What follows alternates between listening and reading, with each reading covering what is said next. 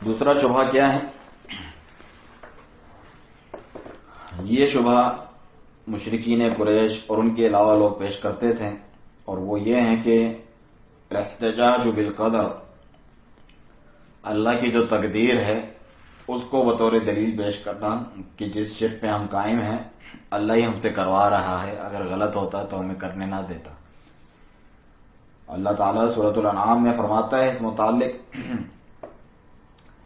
سَيَقُولُ الَّذِينَ أَشْرَكُوا، ان قریب کہیں گے وہ لوگ جنہوں نے شرک کیا، لَوْ شَاءَ اللَّهُ مَا أَشْرَكْنَا وَلَا آبَاؤُنَا وَلَا حَرَّمْنَا مِنْ شَيْءٍ، اگر اللہ چاہتا تو نہ ہم شرک کرتے اور نہ ہی ہمارے آباء و اجداد اور نہ ہی کسی چیز کو خود سے حرام ٹھہراتے۔ سورۃ الانعام آیت 148۔ اور سورۃ النحل میں فرمایا، وقال الذین اشرکوا، ان لوگوں نے کہا جنہوں نے شرک کیا، لو شاء اللہ ما عبدنا من دونہ من شیء، اگر اللہ چاہتا تو ہم اس کے سوا کسی چیز کی عبادت نہ کرتے، نحن ولا آباؤنا، نہ ہم کرتے اور نہ ہی ہمارے آباء و اجداد، ولا حرمنا من دونہ من شیء، اور اللہ کے حکم سے ہٹ کر اپنی طرف سے کسی چیز کو حرام بھی نہ ٹھہراتے ہیں۔ سورۃ النحل آیت 35۔ اور سورۃ الزخرف میں فرمایا، وقالوا لو شاء الرحمن ما عبدناہم، اور انہوں نے کہا اگر رحمان نہ چاہتا تو ہم ان کی عبادت نہ کرتے۔ سورۃ الزخرف آیت 20۔ حافظ ابن کثیر رحمہ اللہ سورۃ الانعام کی جو ہم نے شروع میں آیت پڑھی ہے اس کے متعلق فرماتے ہیں، یہ وہ مناظرہ ہے جس کا ذکر اللہ تعالیٰ نے کیا، اور یہ وہ شبہ ہے جس سے مشرکین اپنے شرک کے تعلق سے چمٹے رہتے ہیں، اور وہ جو حرام قرار دیتے ہیں چیزوں کو اس کے متعلق بھی، کیونکہ بلا شبہ اللہ تعالیٰ نے وہ یہ کہتے ہیں کہ اللہ تعالیٰ کو تو اطلاع اور خبر ہے کہ جس شرک میں اور جو چیزیں حرام قرار دینے کے معاملے میں ہم پڑے ہوئے ہیں اللہ کو تو پتہ ہے، اور وہ اس بات پہ قادر ہیں کہ ہمیں بدل دے یا ہمارے دل میں الہام کر دے ایمان کا، ہم ان چیزوں کو چھوڑ دیں، یا ہمارے اور اس کفر کے درمیان حائل ہو جائے، لیکن ایسا کچھ نہیں ہے اور اس نے کچھ نہیں بدلا ہے، تو یہ اس بات کی دلیل ہے کہ یہ اسی کی مشیت اور ارادے سے ہو رہا ہے، اور اس کی رضامندی بھی اس میں شامل ہے۔ آگے چل کے حافظ ابن کثیر فرماتے ہیں، اور یہ حجت بالکل ہی باطل ہے، بے بنیاد ہے، کیونکہ اگر یہ کوئی صحیح حجت ہوتی تو اللہ تعالیٰ انہیں اپنے عذاب کا مزہ نہ چکھاتا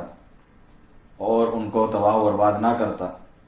اور ان کی طرف اپنے رسولوں کا پے در پے سلسلہ قائم نہ کرتا، اور مشرکین کو یہ دردناک قسم کا انتقام اس کا مزہ نہ چکھاتا۔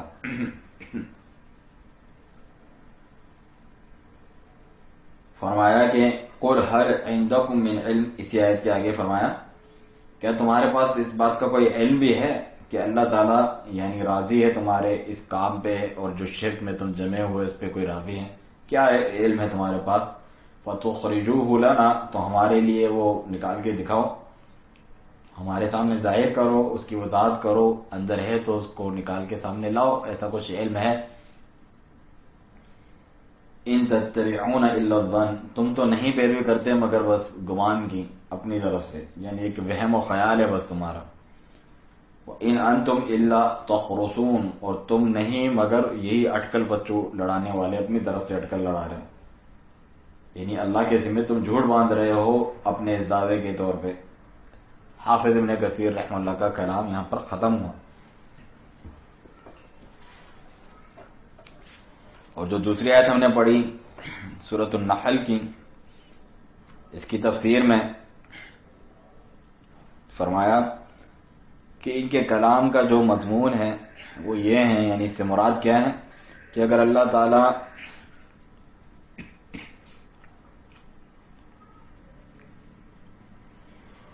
تعالی کو واقعی ناپسند ہوتا جس چیز میں ہم مبتلا ہیں، یعنی جو ہم شرک کر رہے ہیں،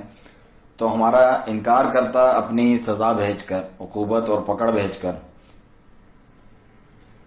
لیکن چونکہ ہم دیکھتے ہیں کہ اس نے ہم پر جو ہے کوئی گرفت نہیں کی، ہمیں جو ہے کھلا ہمیں اس قابل نہ چھوڑتا اللہ تعالیٰ ہمیں اس کام کرنے کے، اگر یہ غلط ہوتا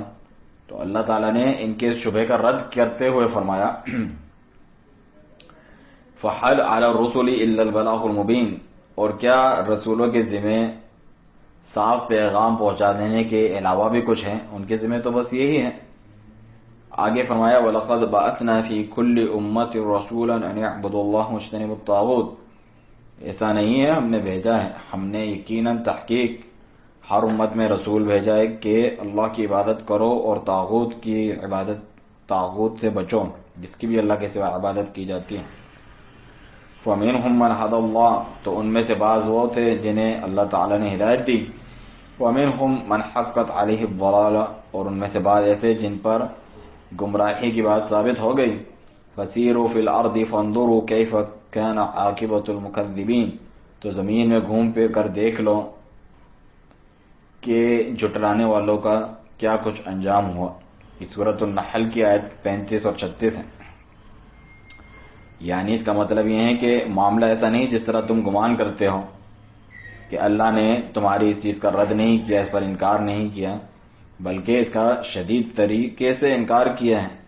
اور تمہیں نہایت تاکید کے ساتھ اس سے نہیں کیے، یعنی منع کیا ہے،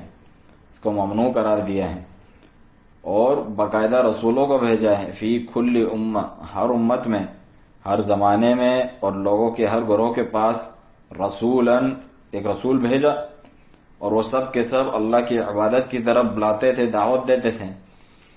اور اللہ کے سوا ہر ایک کی عبادت سے روکتے تھے، منع کرتے تھے۔ ان اعبدوا اللہ واجتنبوا الطاغوت،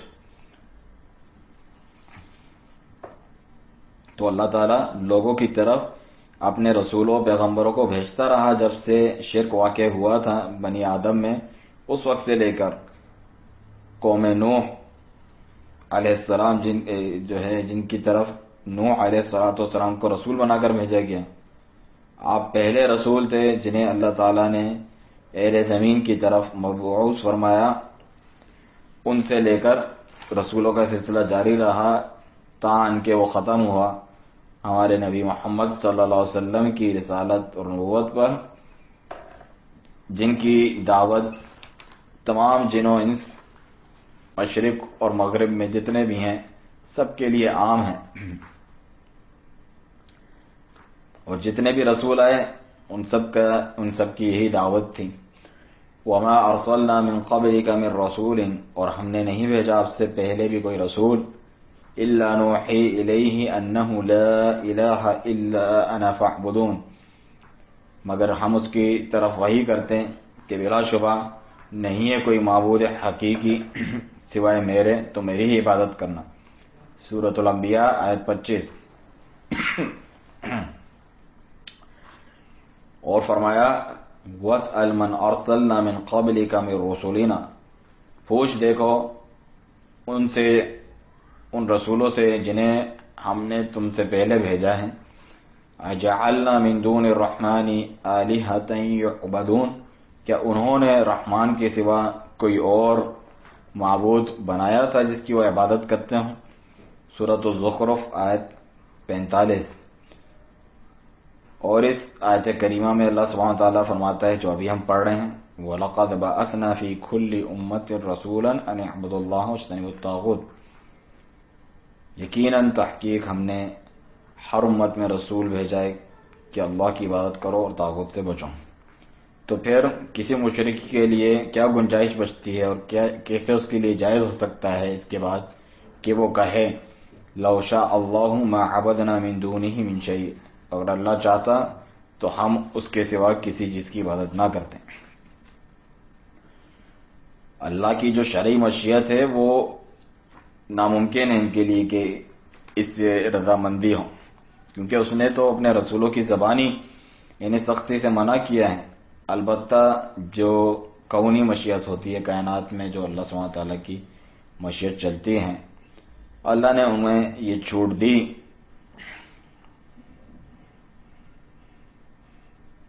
تقدیر کے اعتبار سے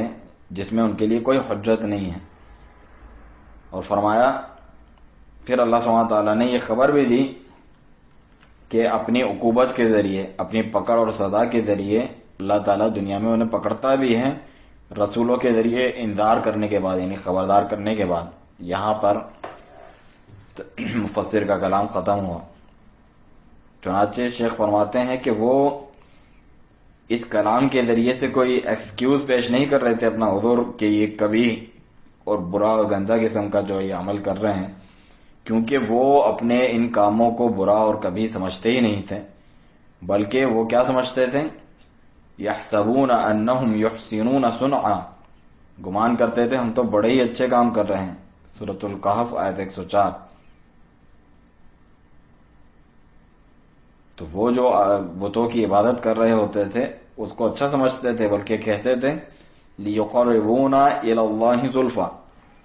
اس لیے کرتے ہیں کہ یہ اللہ تعالیٰ کی نزدیکی ہمیں دلائیں۔ سورۃ الزمر آیت نمبر 3۔ تو اس کے ذریعے سے جو یہ پیش کرتے تھے وہ اسی لیے پیش کر رہے ہوتے تھے، یعنی دلیل بنا کر کہ ہم جو کر رہے ہیں وہ حق ہے اور یہ مشروع اور شرعی ہے، اور اس میں اللہ تعالیٰ کی مرضی شامل حال ہے۔ تو اللہ سبحانہ تعالیٰ نے ان کا رد کیا کہ اگر معاملہ اسی طرح ہوتا تو اللہ تعالیٰ رسولوں کو اس کا انکار کرنے کے لیے نہ بھیجتا اور نہ ہی اس پر ان کی پکڑ ہوتی۔